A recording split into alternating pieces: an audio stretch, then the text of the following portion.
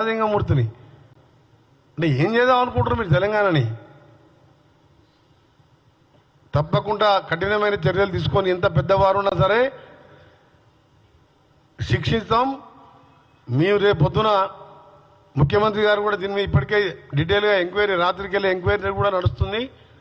ఇప్పుడు వాళ్ళ భార్య బిడ్డ వాంగ్మూలం కూడా ఇచ్చింది కాబట్టి దోషులను వెంటనే అరెస్ట్ చేసి కఠినంగా ఫాస్ట్ ట్రాక్ కోర్టుపై శిక్ష పడేలా చేయాలని మా డిమాండ్.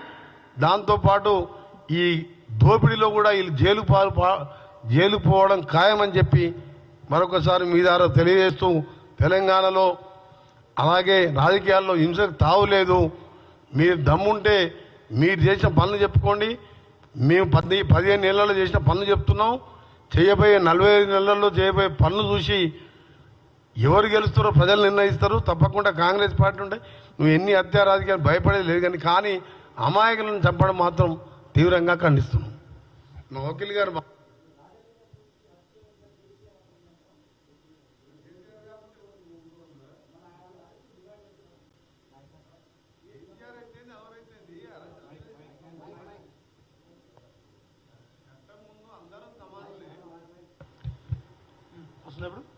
కేసీఆర్, కేటీఆర్, హరీష్ రావు, గండ్రం వెంకటరామరెడ్డి పేరు తీసుకున్నాడు. వాళ్ళని అరెస్ట్ చేయాలని డిమాండ్ చేస్తున్నాం.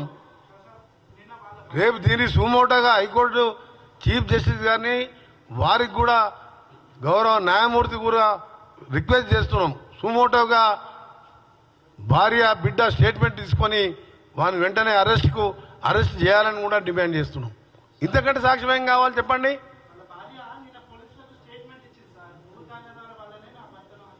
ఇప్పుడు టీవీ చూడరాదు, లైవ్ టీవీ అన్ని టీవీలలో వస్తుంది.